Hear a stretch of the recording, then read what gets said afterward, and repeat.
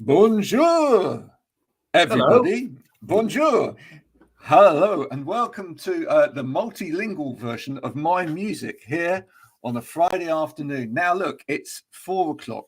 It's just gone 4 o'clock. So, quite frankly, I don't know about you, but I think your boss won't even be looking now. So you can stop that, whatever it is that you're doing. It's quite boring, really, isn't it? And watch us instead, because we're really exciting. And we've even got a video for you to make your day go bright and breezy.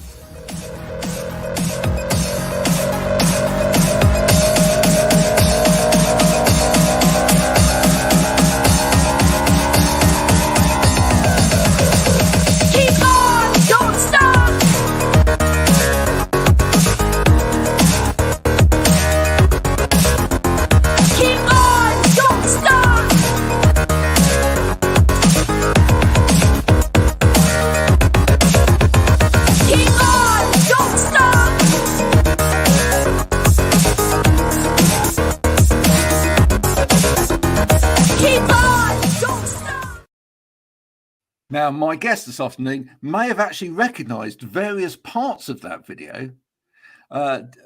Ricardo. Hello. Spray. Hello. How are you? I'm very well. Yourself? Yeah, that's a bright, lovely, beaming. It always cheers me up, that video. It's fantastic. It's glorious, and I'm in it. You're in it quite a lot. Yeah. There's a cat's in it as well. A puppet cat's in it. The puppet cat from our video Felicet Space Cat, which is a Euro disco pop song about the first cat that went into space. Yeah. It's educational and entertaining. But the cat was built and puppeteered by Phil Fletcher, who is the man behind Hacker T-Dog of Normal Men, Innocent Men fame. Oh, that's the first name I'm dropping this afternoon. Brilliant. Now, tell me more about this cat. Which country was this cat from that went into space? French, wasn't it? The space cat. Because it was a Russian dog, wasn't it? Russian dog, French cat. French cat. It went up for about 10 minutes. It didn't get to see anything. It was in an enclosed space. And it came down again. It survived the flight. So don't be alarmed, viewers, about shooting cats into orbit. But did die soon afterwards. So, you know. Oh, no. What did it say on its return? Meow. Nobody is really entirely sure. That will have to remain a mystery. It's one of those things, isn't it? I mean, at some point, someone thought, let's send a cat or a dog up into space. I've just found on my hard drive a bunch of samples from I've been using from like space exploration things, and there's a very long sample when before all that they sent a potato into space. Really? A potato? A potato. With its very simple biorhythms, if a potato could survive the trip into space and back, then a human probably could as well.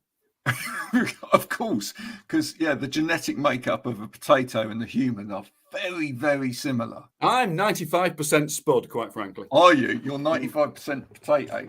Well, yeah, I suppose it depends on how many fries you eat. Quite a lot. Yeah. Other food substances are available. How have you been anyway since I last spoken to you? I mean, you've been working on this project, which is cover songs. Yes. Which is always a bold move, isn't it? Cover songs, because we do them live a lot. You know, when you're a band as sort of cult and underground as we are, throwing a few cover versions into a live set just keeps. Oh, I've heard that. I know what that is. So people go, I've heard that. I know what that is. Exactly. Yeah. Keep the norms happy. That's my motto. But we've never really publicly released any to any great extent, mainly because I've always found it a bit of a faff getting them onto Spotify. You've got to fill in forms and stuff like that. However, Analog Trash observed that they could do it in an easy way. So we thought, why don't we release a cover versions album throughout 2022? One song every month. That will keep our social media profile rolling, and it'll keep us active as well, keep us proactive. So we recorded a song every month.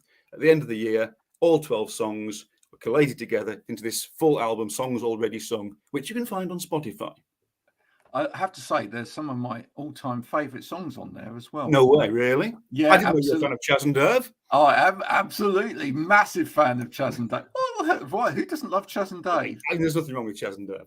No, not at all. But Love Rears Up Its Ugly Head, Living Colour, brilliant. I've never been.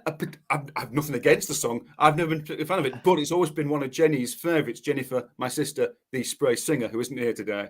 It's always been one of her all-time favourite songs. So we should do it. And I like the idea of covering songs that I don't necessarily. One of us doesn't necessarily like that much because it makes it a bit more interesting.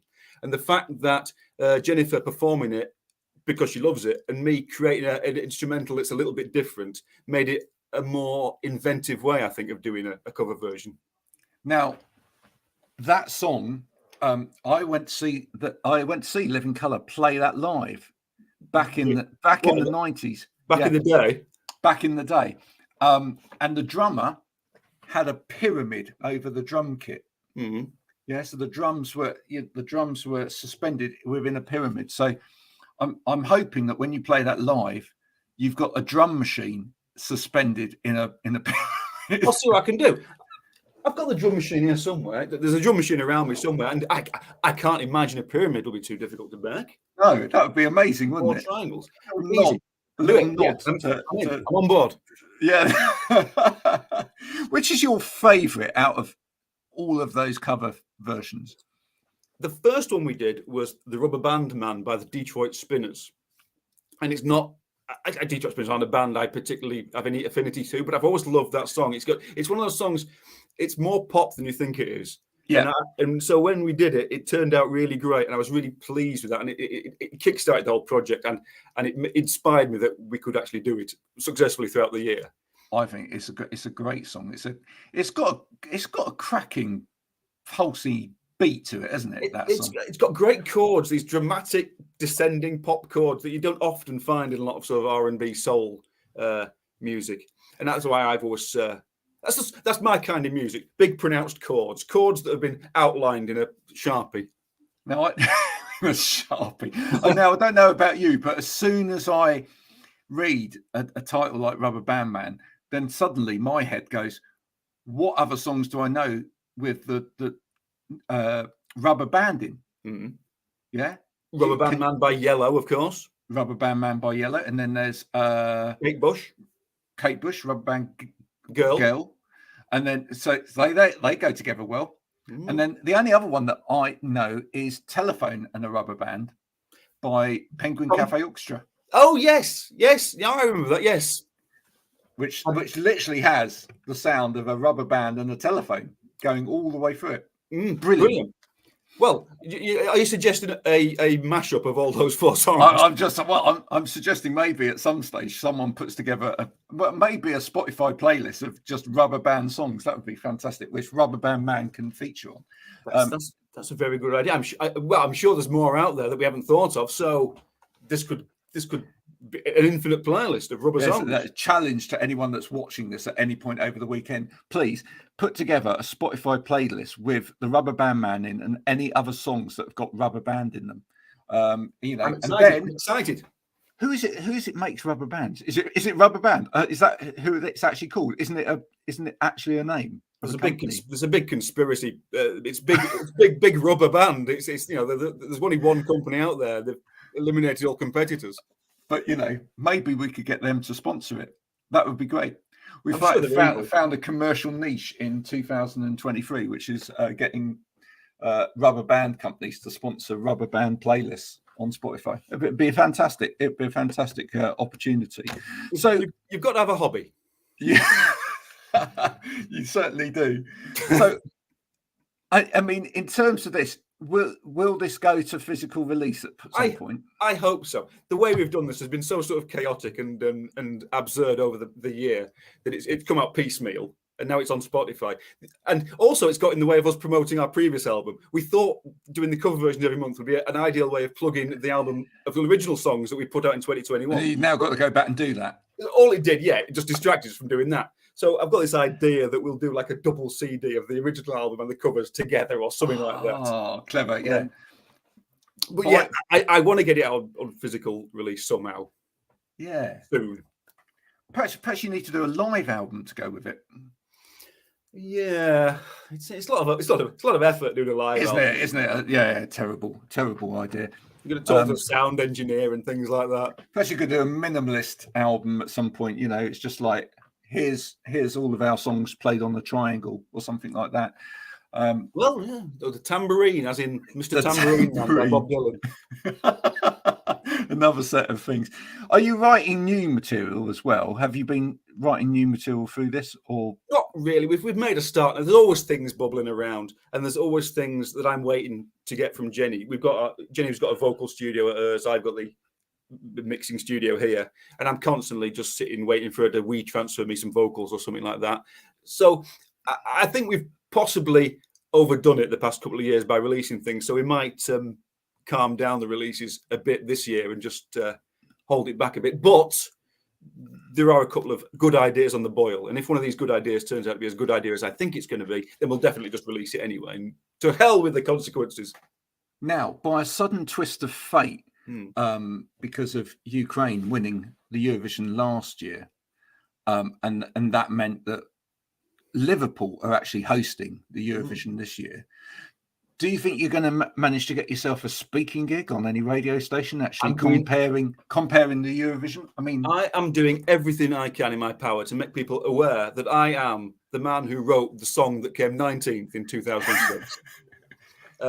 As of yet, despite that, and despite the fact that Jenny, spray singer, lives about 20 minutes walk from the venue that the Eurovision is going to be in, despite all this, nobody has offered me anything, and no gigs, no interviews, no free tickets to the event. I can't believe it, quite frankly. Well, I think I might have to try and change that. I did see going across my LinkedIn during the week an article by somebody that's involved in putting on the event at Liverpool this year. Right. So I'm gonna try and make contact there. I will do it. I'll do anything. I know the person who came 19th. What year was it? 2006. 2006. I'm going to write it down so I don't forget. In 2006. Yeah. Why would you not want this guy to come and compare something? I mean, I can talk at length and with articulate detail about everything, however loathsome it is. Well, in all seriousness, what did you think of our last year's entry? Because obviously it was great. Well. Yeah. I really liked it. And it's weird. It's one of those songs that Ken Bruce had played it on Radio 2 first without saying it was the Eurovision song, for a couple of weeks. And I thought, that's quite an interesting song. So I'd already gotten a bit of an affinity to it before it was announced as a Euro song. So I didn't have any prejudices about it. So I genuinely quite liked it. Yeah, I thought it kind of met with a lot of your kind of typical themes as well, space and it's interesting. That's the thing people forget. Eurovision songs have to be interesting. It's all well and good writing a well crafted. I don't think I wrote a well crafted song for Eurovision, but you've got to have that sort of interest factor as well. You've got to keep it interesting rather than just some soulful or bland performance. And also, we were also completely mesmerised by the size of his mouth.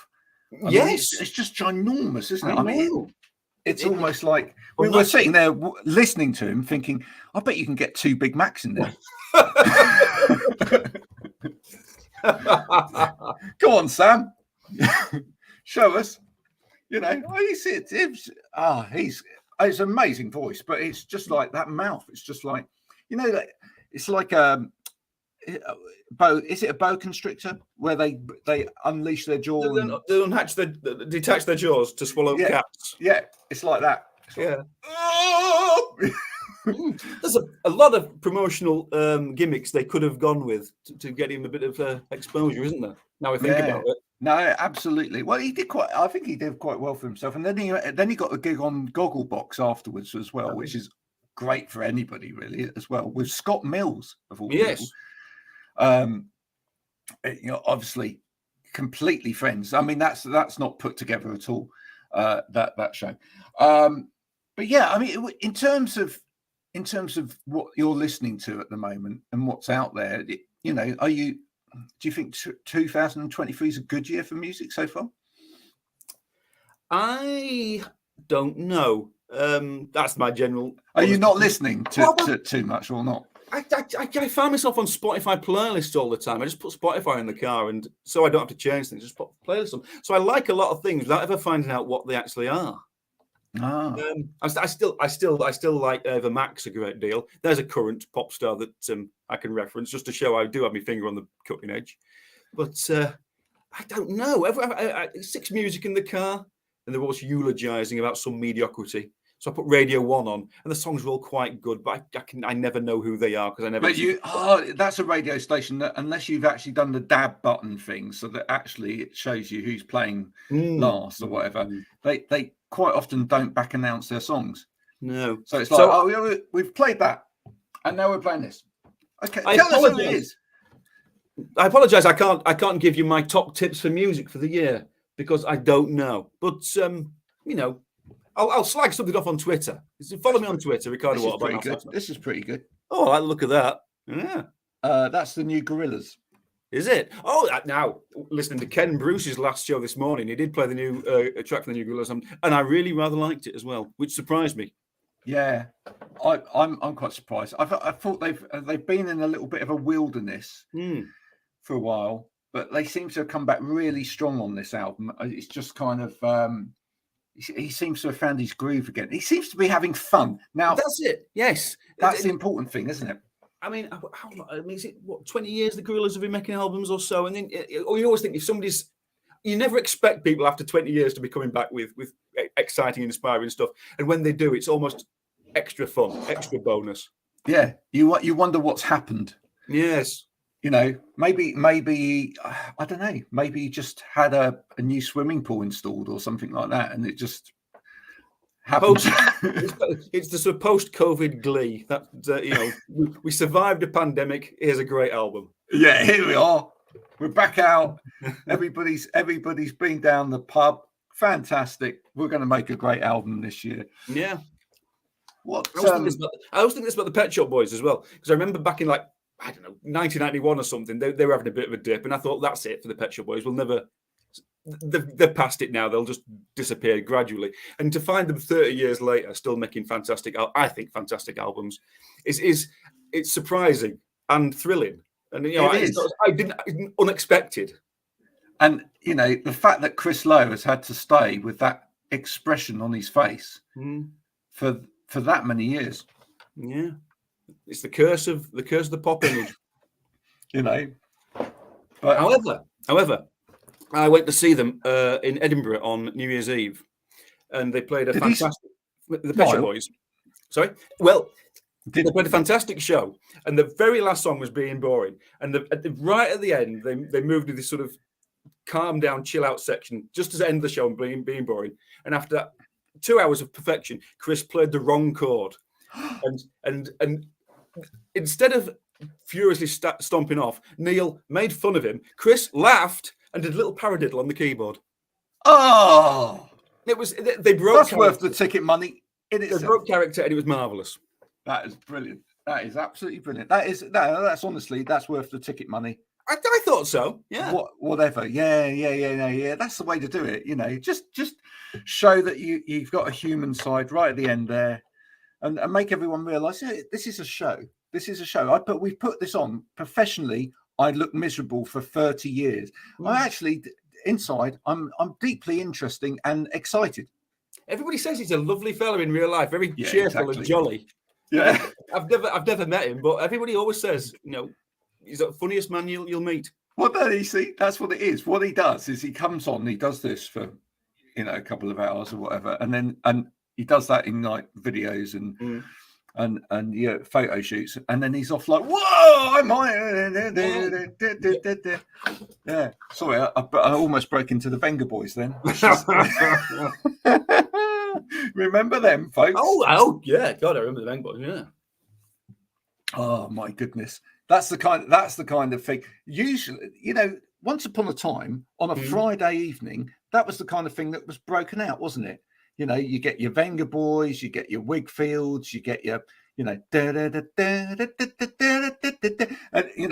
we'd go into the weekend on trashy music, which was fantastic. There was a glorious era of Europop and pink records that in the mid-90s that were sort of they went out of fashion when Britpop came along, and I'll never forgive Britpop for that. But no, because in a way it was great, wasn't it? It was great. All of those, really poppy, quite silly songs, but they were great silliness to them. The great novelty record has sort of disappeared recently, sort of replaced by YouTube or TikTok sort of novelty records. I guess, that's the thing.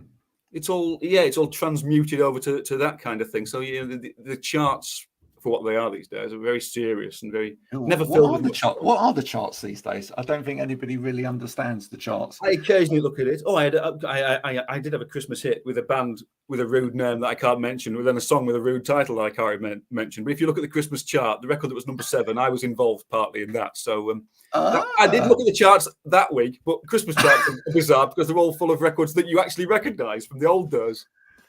Oh, it was a fun time back then. It was a fun time, But there's certain aspects of music or music culture, etc., which are coming back. And I showed you a vinyl just then. Vinyl tapes seem to be coming back so big this year, which I'm so pleased about. We towards the end of last year we had a new.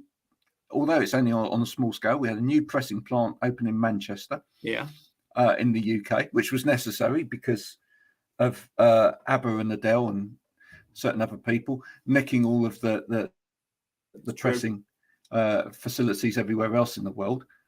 Are you quite pleased that sort of physical formats coming back and people are? As a creaky old man who remembers the old days, I do. I love a physical format. So it's the way being able to see music on vinyl is quite an experience. There's no other format where you can actually look and see the music itself. I like the idea of cassettes more than actually ever wanting to buy one. I mean, 10 years ago, I took all my old cassettes to the tip. I just got rid of them. So I don't have any great affinity for cassettes, whilst still quite liking the idea of them still being around. But but it's interesting that most of the major bands now are releasing stuff on cassette, etc. again, and it's the major bands that have fan bases that have been with them for 20, 30, 40 years that have now got a ton of disposable income, so they can pay for the bundles where you get a vinyl and a picture disc and a cassette and a t-shirt or whatever. That's keeping the industry afloat, really. Yeah, no, absolutely. What's your big plan for 2023 then? Well, my band, the Cuban Boys, if you can see the silver disc there, the pre-spray avant-garde novelty band, I rebooted them for live shows. We did a test run over Christmas, and it all seemed to work quite well. Sort of fantastic projections and stuff, and all the hits all the hits together.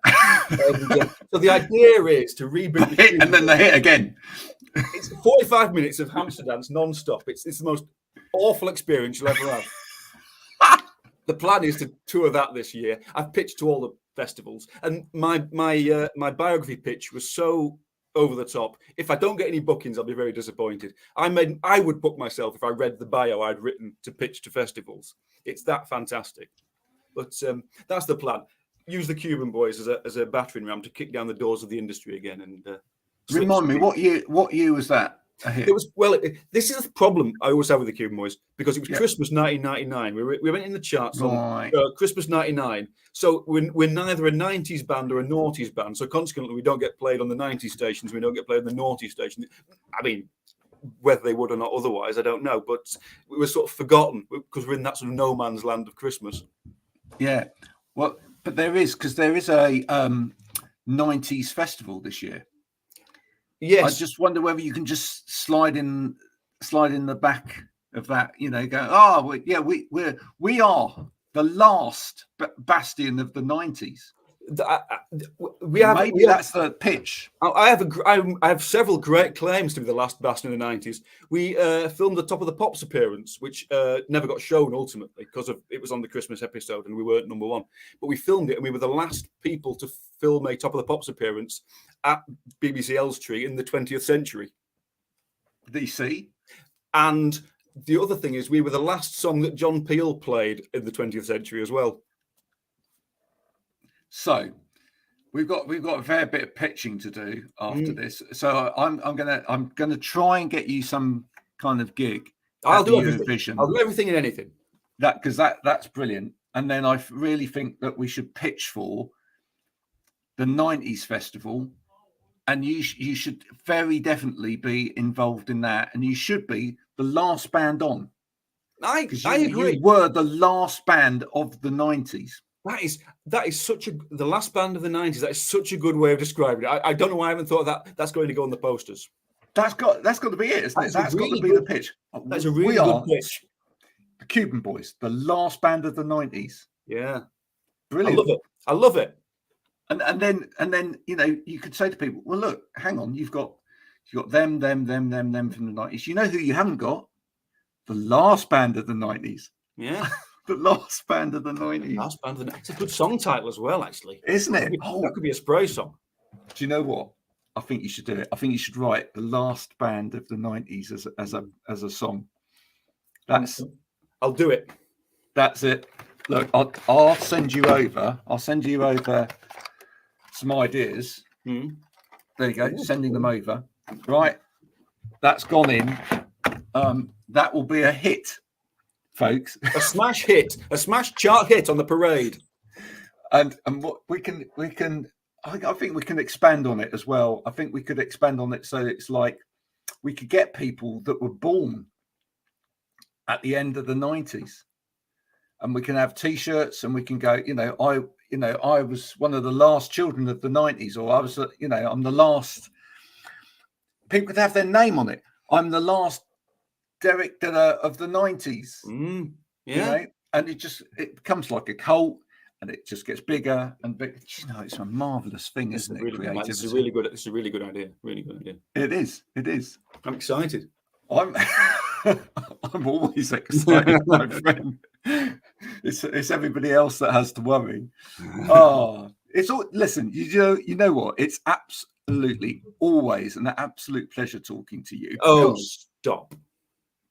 No, it is, because I think you're almost as bonkers as I am, which is great.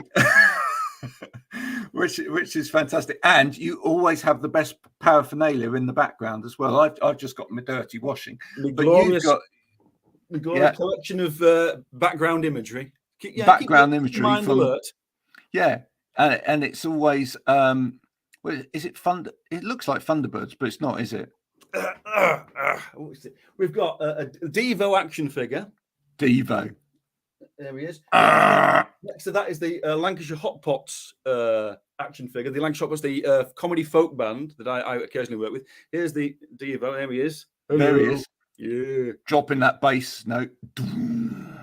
What else have we got up there? A couple of Mystery Science Theatre gonks. A dinky model of a Leyland Princess. Yeah.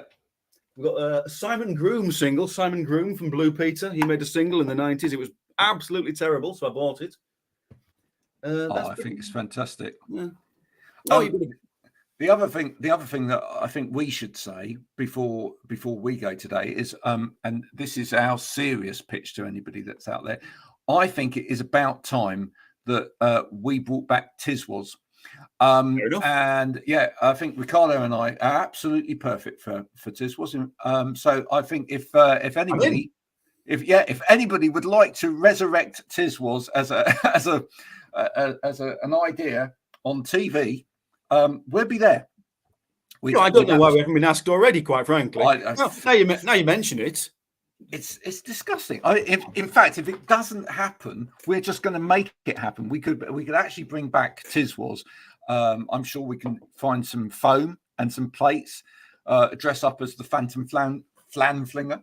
Foam plates are cheap as chips these days, and very powerful. We've got the technology to do it. We've got an internet platform.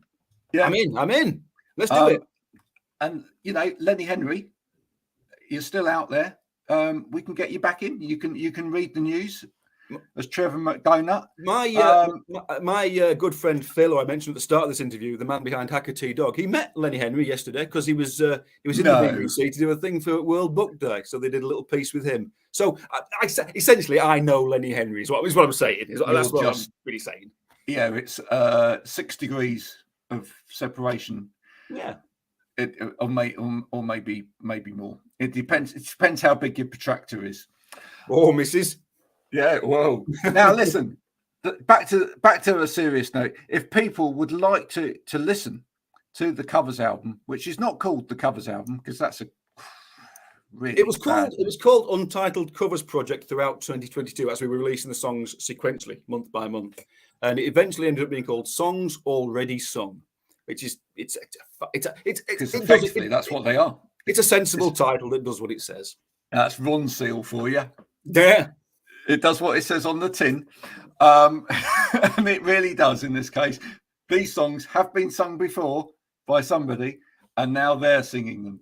So if you'd like to hear the Rubber Band Man, all the small things, that's on there as well. Lovely ballad version of Blink 182, which we did before the John Lewis advert. They nicked the idea from us. Absolutely. And the one that I mentioned earlier, Love Reserve Pits, Ugly Hair.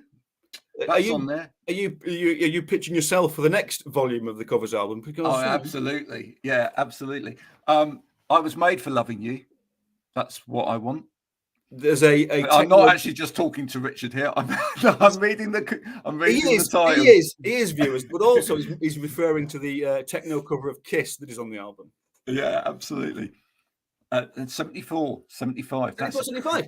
The song that seemingly everybody remembers, despite the fact it only ever got to number 14 in the charts. It was never a massive hit. Is it really? It came out twice, and both times it got to about number 15. And despite that, everybody remembers it. So it's a great song. It's my karaoke choice. That's a great karaoke choice. No, there's some great songs on there, and they're done differently. A lot of them as well. That was the plan, to do them in a really not absurd manner, but just try and the opposite of what they were originally. So they sound like you, as opposed to which I think is really important because who wants to buy a covers album of songs that sound like the original? Well, a lot of people, if the current album chart is anything to go by. Oh yeah, that's true actually. But don't do that. No, never do that. Buy this one instead. And gift it to somebody as well, and say to them, "Do you remember this song? Well, here it is done, not the same way. You'll love it." And if you do that enough, Ricardo will be able to record the next Spray album. So it's a really good idea to do that. Yeah, we've got to get that sweet money from somewhere. Spray.bandcamp.com if you want to experience it, or just search for us on Spotify. I don't mind Spotify. We don't make any money from it, but it's always nice to see the streaming figures go up. However, spray.bandcamp.com. I love that about Spotify. Spotify, we don't mind it. That's right. I don't care. What can you do? You can't do anything. That's a t-shirt idea, isn't it? Spotify. I don't mind it. Redbubble now. But buy my album instead. Yeah, that can be on the back. That's on the back. Yeah, but buy my album because some of us need to earn a penny or two. Listen, my friend, it's been a pleasure talking to you. Have a great weekend. Up to anything good this weekend? No, I am going to karaoke with Hacker T Dog tonight. Genuinely. An actual karaoke? Actual karaoke. And are you doing 74, 75? I'll do it for you. I'll do it for you and film it and put it on Instagram. Yes. Yes. Oh dear. You Give Love a Bad Name by Bon Jovi is one of my go-tos for karaoke. Is it? Is it not a bit difficult, that? Has it not got quite a strong range? You're a good singer, though. I've heard you're a good singer. That's fine. I love that one. I also like a bit of Kings of Leon. Oh yeah. Yeah. Sex is on Fire. I think that's a great song. it brings everybody together. Songs like that, the olds who are enjoying the karaoke, but the young kids as well. Those young kids they have nowadays that like this modern pop music, they'll love it when you do that. Same with the Arctic Monkeys. Arctic Monkeys are a floor filler at karaoke. Yeah, yeah. Well, the thing is to pick a song with a really good chorus with no real words, right? That everybody can sing. That's the key. Yes. Right. So you've got that bit in Sex on Fire where it's like, whoa, and you see everybody will do it. You see, because they're like, yeah. I mean, it's like that's the key. If you're going out to karaoke tonight, drink responsibly, be careful, and remember that people will be filming you, and it will be on the internet the next day. So I will be filming you. Know your limits. There's no limits. No. Sorry, we got into it. It was a great. Genuinely, that was a great song. Genuinely, that was fantastic. That's a Friday evening song. Someone go out and do that for karaoke tonight. Ricardo, pleasure as ever. Speaking to you. No doubt I'll speak again with you. I hope so. Yes, sometime in the year when maybe you've written something, but we are going to get one of those projects going. I pitch me for everything. Pitch for everything. Watch this back yourself so that you can remember all the great ideas that we had. Oh, well. Oh, this will get constantly retweeted. I'm not shy about retweeting anything that I'm involved with. Don't worry about that. Retweet. If you've out there, you've enjoyed it, you can retweet it as well. The more you retweet it, more people get to hear Ricardo's music. And that way, more people might put their hand in their pocket and buy it. And then he gets more money, and then he's happier because then he makes more music, and the world goes round in a lovely, lovely way. The world. What you're saying is the world revolves around my happiness. Yes, because what the world needs now is love, sweet love, cash. and money. So please send some. Everybody, thanks for watching my music. It's Friday night. Go and enjoy yourselves. If you've enjoyed this, please subscribe, whatever that is, or just give cash to Ricardo. And see you soon. Bye for now.